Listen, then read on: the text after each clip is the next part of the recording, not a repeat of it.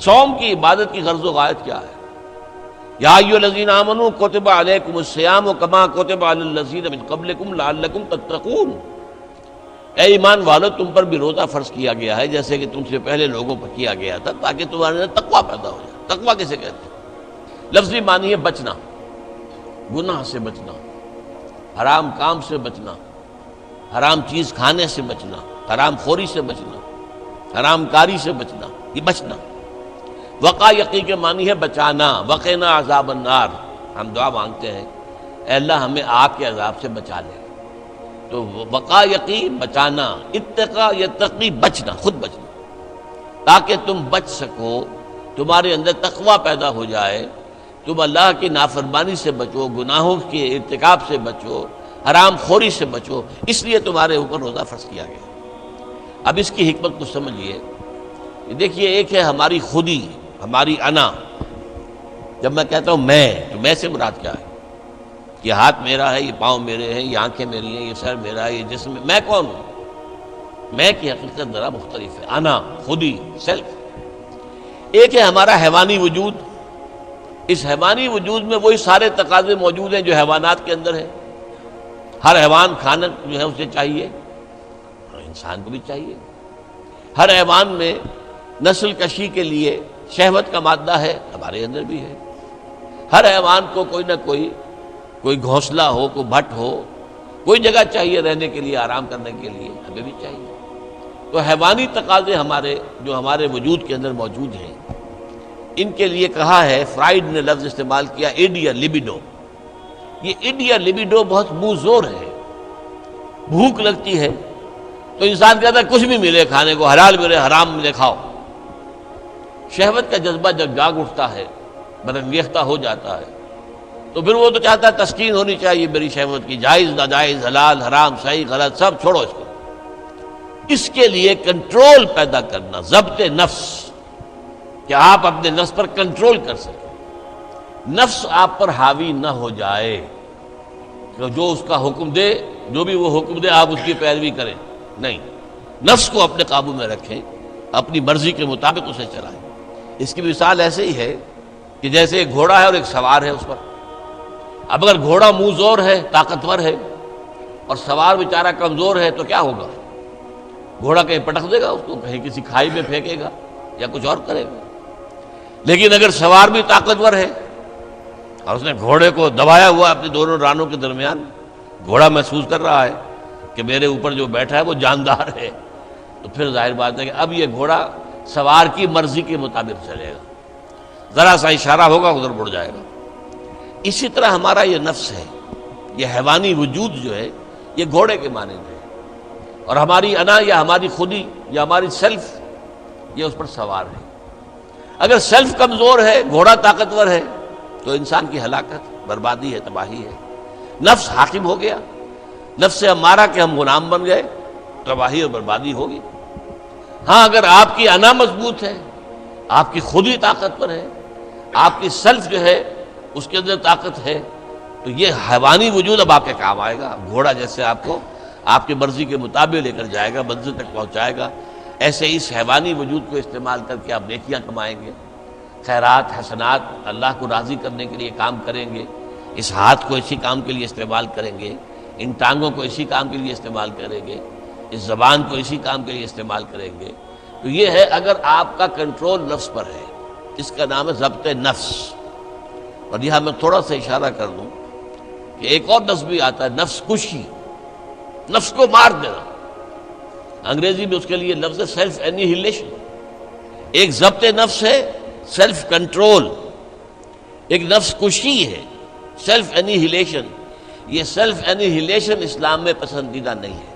نفس کو کچلو مت، گھوڑے کو مارو نہیں، یہ تو کام کی شے ہے، بس گھوڑے پر قوت حاصل کرو، گھوڑے کو اپنے کنٹرول میں رکھو، ورنہ نفس کا بھی حق ہے۔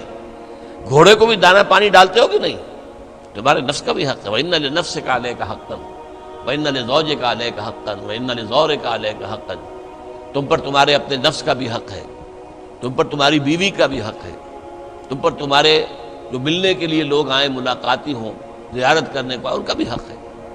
اس نفس کا بھی حق ہے، اس نفس کا بھی حق اسے ادا کرو، لیکن حلال، حرام نہیں۔ یہ حرام اور حلال کے فرق کے لیے ضبط کی ضرورت ہے، کنٹرول کر سکتے۔ اس کنٹرول کے لیے روزے کی ایک مشقت کہہ لیں یا مشق کہہ لیں، یہ مشق ہے کہ آپ نے سال میں یہ 30 دن یا 29 دن میں شدید بھوک کے باوجود حلال چیز بھی نہیں کھائی، کھانا موجود ہے، شدید پیاس ہے۔ فرض کیجئے کہ آپ عین دوپہر میں دفتر سے یا کہیں کالج سے آپ آئے ہیں اور گھر پہنچے ہیں تو شدید پیاس کی وجہ سے، جب وہ موسم آ جائے گا جون کا اور مئی کے روزے جو ہیں تب معلوم ہوگا کہ روزہ کہتے کسے ہیں۔ ابھی تو ہم کچھ دنوں سے عادی ہو گئے، سردی میں روزے تھے، روزہ کچھ کہتا ہی نہیں تھا۔ اب بھی ذرا ہے، کچھ تھوڑا سا رنگ دکھا رہا ہے، لیکن اکتوبر کا مہینہ ہے، اس میں وہ گرمی تو نہیں ہے نا۔ لیکن ہو سکتا ہے کہ اس وقت اگر روزہ ہو تو گلے کے اندر کانٹے پڑے ہوئے ہوں گے پیاس کی وجہ سے، اور گھر میں پہنچے تو معلوم ہے پانی موجود ہے، فریج موجود ہے، ٹھنڈا پانی موجود ہے، برفاب اور بھی ڈرنکس موجود ہیں، روح افزا کی بوتل رکھی ہوئی ہے، نہیں پینی۔ کیوں؟ اللہ کی اجازت نہیں۔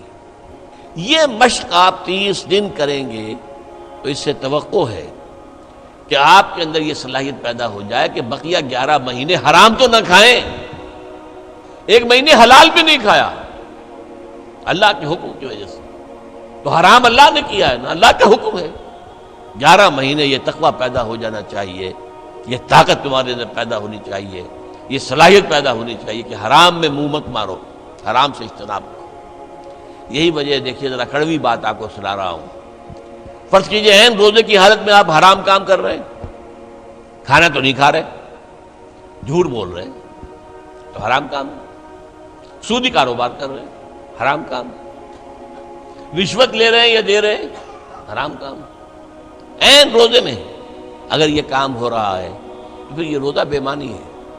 صرف کھانا پینا چھوڑ دیا تم نے، روزہ تو نہیں رکھا، یہ روزہ تو نہیں۔ حضور کی 2 حدیثیں آپ کو سنا رہا ہوں۔ من لم یدع قول الزور والعمل بہ، جس شخص نے جھوٹ بولنا اور جھوٹ پر عمل کرنا نہیں چھوڑا، فلیس للہ حاجۃ ان یدع طعامہ وشرابہ، تو اللہ کو کوئی ضرورت نہیں ہے کہ وہ کھانا پینا چھوڑ دے۔ جھوٹ بولنا نہیں چھوڑا عین حالت صوم میں، تو یہ صوم نہیں ہے، فاقہ ہے۔ تم نے کھانا پینا چھوڑ دیا ہے، بس روزہ نہیں۔ نہ اس میں روزے کی حکمت پوری ہوگی، نہ روزے کی غرض و غایت پوری ہوگی، نہ روزے کی برکات، روزے کے انوار اس سے پیدا ہوں گے، بلکہ بس یہ ہے کہ آپ نے دن بھر میں فاقہ رکھا ہے، اللہ خیر صلی اللہ۔ اس طرح ایک اور حدیث میں آتا ہے، کم من صائم لیس من صیامہ الا الجوع، کتنے ہی روزہ رکھنے والے ایسے ہیں جنہیں اپنے روزے سے سوائے بھوک کے اور کچھ حاصل نہیں، بھوکا رہا، بس منہ بند کیے رکھا، باقی روزہ نہیں تھا وہ۔ جب عین روزے کی حالت میں جھوٹ بول رہا ہے یا جھوٹے عمل کے اوپر، جھوٹے کاروبار پر عمل کر رہا ہے تو یہ روزہ نہیں ہے۔ تو روزے میں کھانا اور پینا صرف یہ ترک کرنا نہیں ہے، بلکہ یہاں تک بھی آیا ہے کہ فرض کیجئے کہ کوئی شخص آپ سے جھگڑ رہا ہے، گالن کلوچ پہ اتر آیا ہے، تم یہ کہو کہ بھائی میں اس وقت کچھ نہیں کہہ سکتا، میں روزے سے ہوں، میں اس وقت تمہاری بات کا جواب نہیں دے سکتا، میں روزے سے ہوں۔ یہ بھی گویا کہ روزے کے تقاضوں میں سے ہے، جھگڑا نہ کیا جائے، فساد نہ کیا جائے، لوگوں سے لڑا نہ جائے، گالم گلوچ نہ کی جائے، یہ بھی روزے کے تقاضوں میں سے ہے۔ تو روزہ رکھا جائے پورے آداب کے ساتھ تو اس سے تقویٰ پیدا ہوتا ہے، اس میں کوئی شک نہیں۔ تو یہ ہے گویا کہ اولین سطح پر روزے کی حکمت، یا ایھا الذین آمنوا کتب علیکم الصیام کما کتب علی الذین من قبلکم لعلکم تتقون۔ اب آئیے اگلی منزل، کچھ عرصے کے بعد پھر رمضان کے روزے فرض کر دیے گئے۔ شہر رمضان الذی انزل فیہ القرآن ھدی للناس وبینات من الھدی والفرقان فمن شہد منکم الشہر فلیصم۔ رمضان کا مبارک مہینہ وہ ہے جس میں قرآن نازل ہوا، اور قرآن کیا ہے؟ لوگوں کے لیے ہدایت، اور ہدایت اور حق و باطل میں امتیاز کی بینات، روشن چیزیں، واضح چیزیں، کھلی چیزیں، بین چیزیں۔ تو جو کوئی بھی تم میں سے پائے اس مہینے کو، نہ مریض ہو نہ بیمار ہو، موجود رہے اپنے گھر میں، فلیصم، تو لازم ہے اس پر کہ روزہ رکھے۔